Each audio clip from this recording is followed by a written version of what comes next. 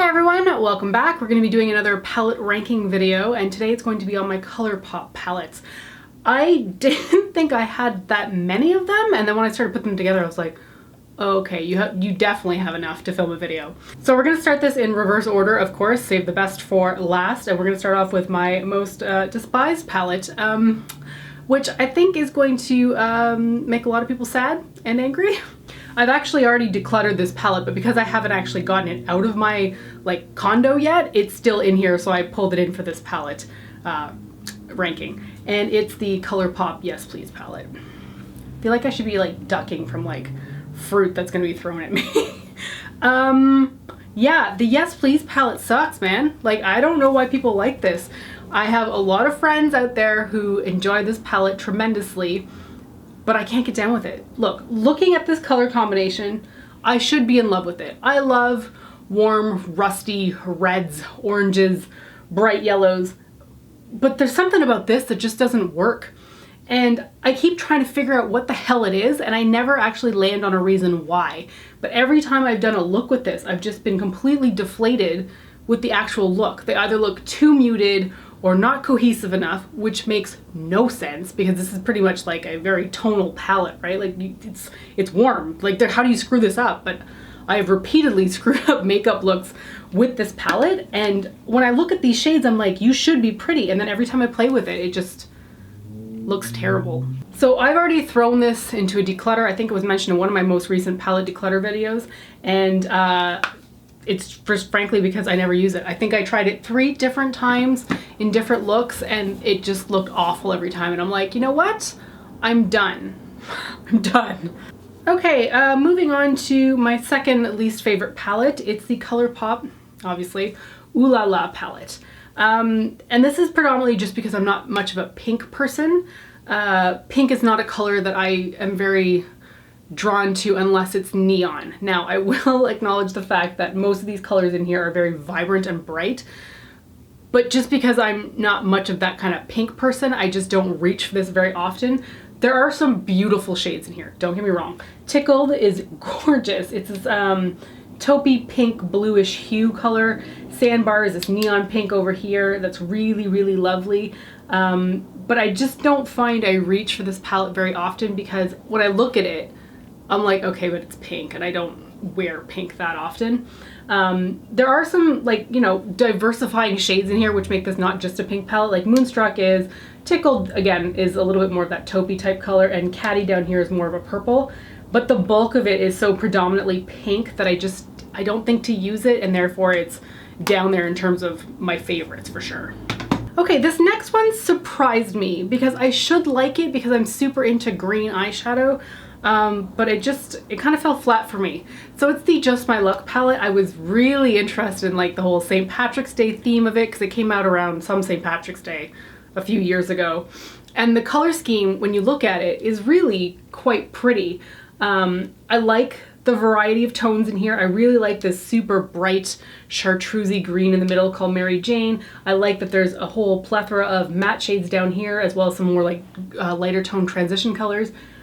But the thing that makes me confused about this palette is even though it's green, it actually comes across a lot more blue toned in practice, which threw me for a complete loop when I first used it because I was like, it's green. It's the St. Patrick's Day palette. Obviously it's green. And then when I was putting the eyeshadows on my eye, I was like, why are they so blue toned? Because it's just not what I wanted. I wanted a really green tone palette, and this just didn't work out that way for me.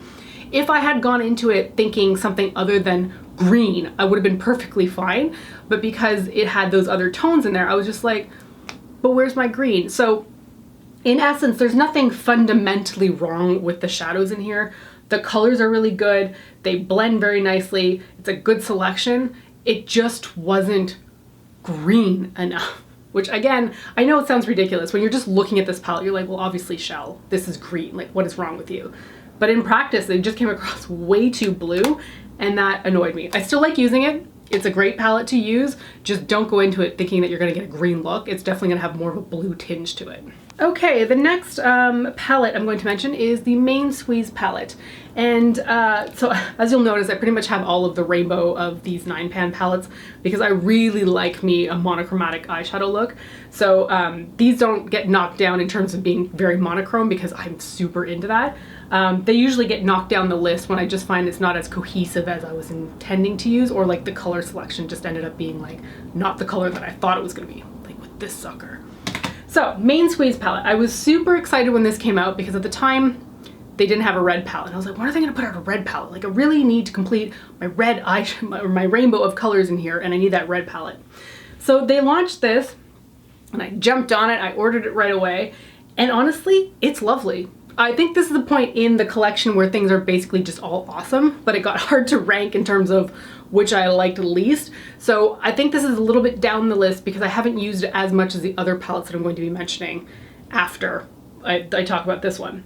So this is such a stunner for the simple fact that it has 5 matte red shadows that are all different tones.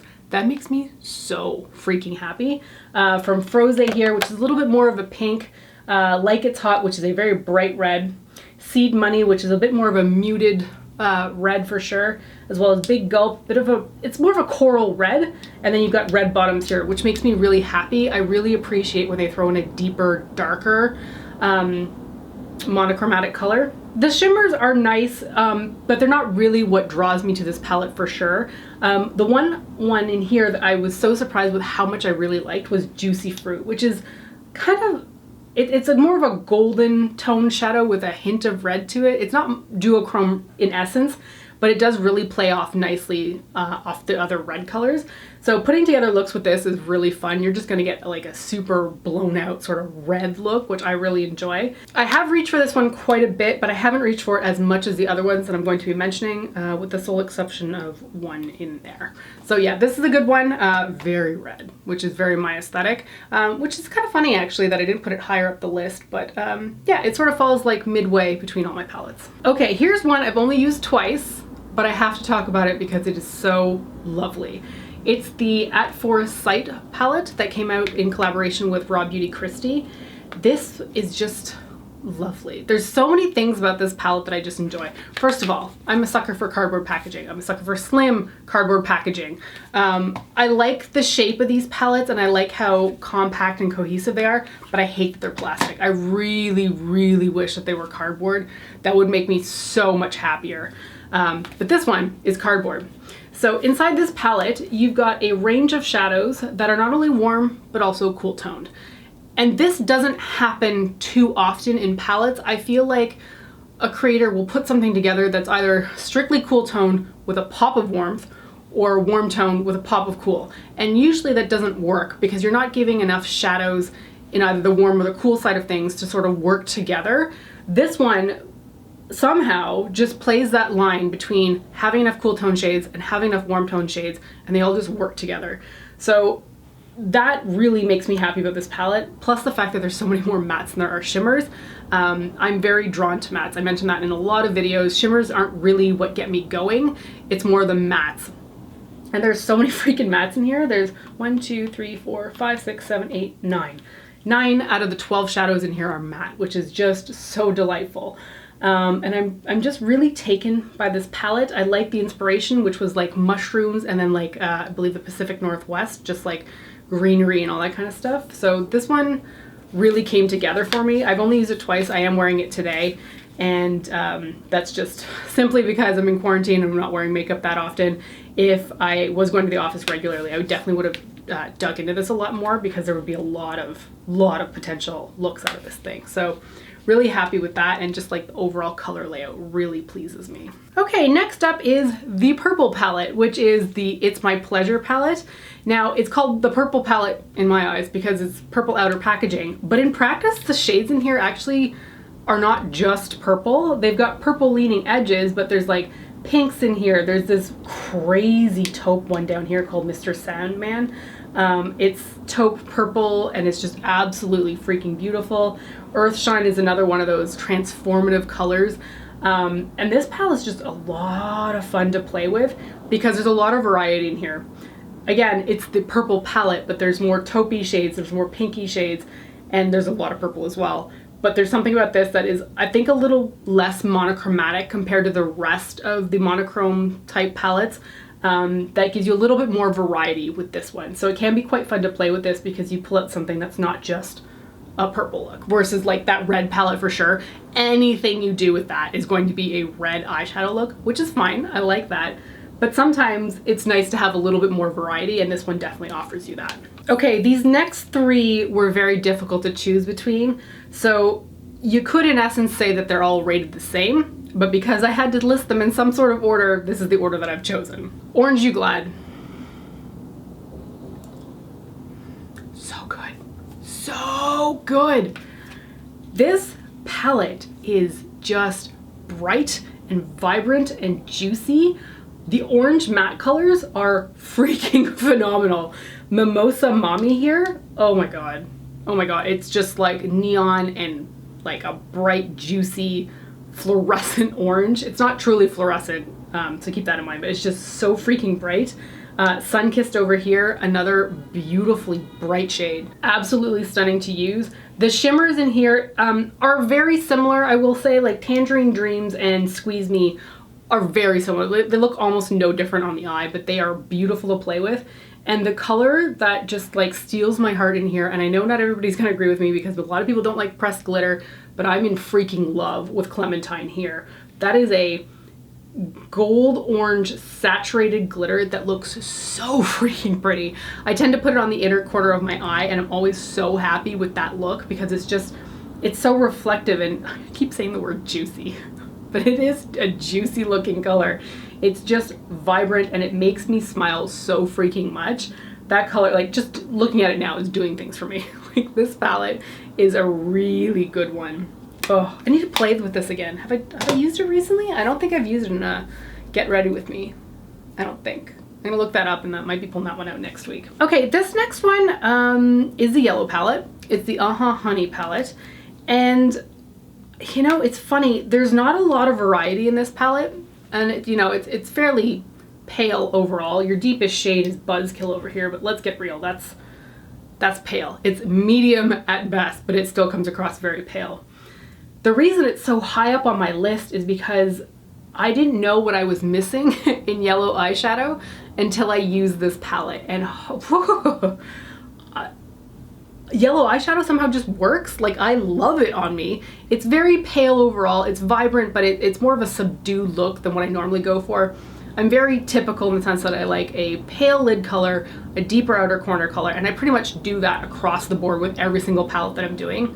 But when I played with this one and I just used even brighter colors on the outer corner of my eye, I was surprised how much I liked it, and I attribute all of that to this palette because it really made me play around with yellows that I otherwise would not have done. Like, there's no chance in hell that I would ever come up with a purely yellow eye look unless I had gotten this palette. And then as soon as I started playing with this palette and stuck to it by itself, I was like, wow, okay, that's a look that actually works. So this one makes me very happy. This one has another pressed glitter in the center, which is very beautiful, although the glitter in this one is not as stunning as the orange one. But again, it's the same sort of thing where I'll put that on the inner corner of my eye, and it's just an absolutely stunning look. So really, really like that one. Okay, the second to last palette is the Blue Moon palette. And I think, well, first of all, the pigmentation on all the monochrome palettes is fantastic, okay? No complaints, no problems with them whatsoever. But there is something special in particular about this palette in terms of pigmentation. I don't know what it is, maybe it's just blues are easier to do in terms of eyeshadows, but this is like second to none. Every single blue in here is pigmented, soft, and buttery and blendable. Some of the blue looks that I have done with this thing are so freaking vibrant that I'm amazed whenever I photograph them. I'm just like, how the heck did it come across that vibrantly on camera? And it's just gorgeous. Some of my favorite shades in here are Clued In, which is a deep navy. I really like that for the outer corner. I feel like it works really well with my eyes, which, you know, people always tell you if you got blue eyes, don't wear blue eyeshadows. It's such bullshit. It's such bullshit. They can make blue eyes stand out quite a bit if you're wearing blue eyeshadow. So don't ever be worried about having blue eyes and wearing blue eyeshadow. Fine China is super saturated and really comes across quite neon-like.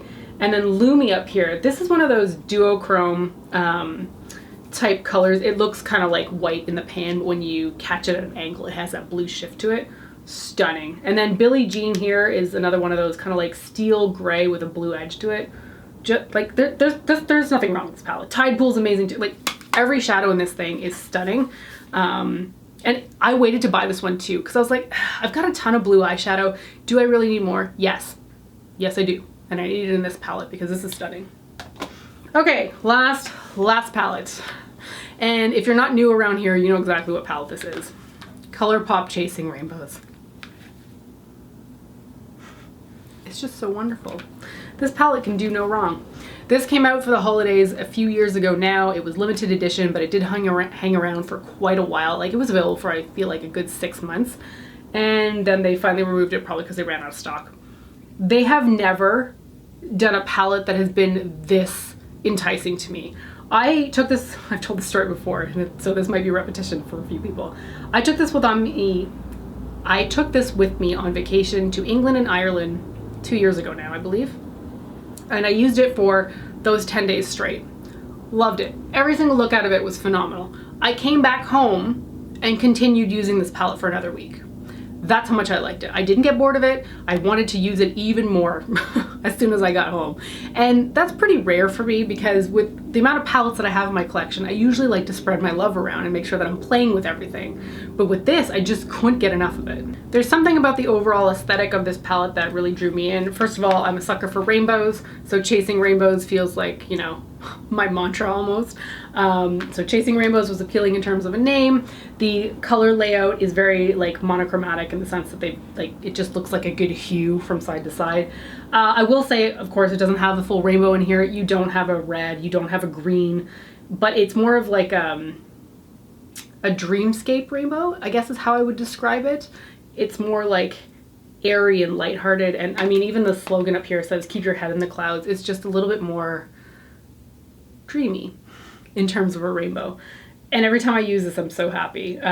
Even having shades like Eclipse down here, which is more of that taupe type silver. You've got a black, which you can use to deepen things up.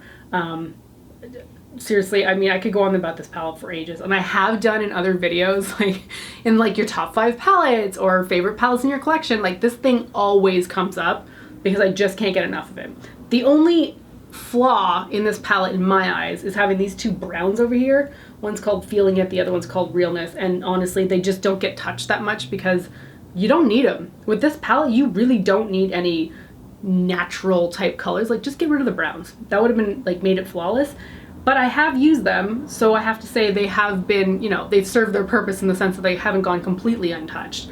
So this is the one that I wish that they would bring back. And every year I'm like, are you gonna make like a Chasing Rainbows Part 2 palette for the holidays? Like I'd really like to see that, but all their holiday palettes have kind of just left me a little bit like, because this one was so amazing. And yet every year I'm still like, are they gonna top this one? They never have, but you know, maybe one day. And that's it. That's me ranking all of my ColourPop palettes.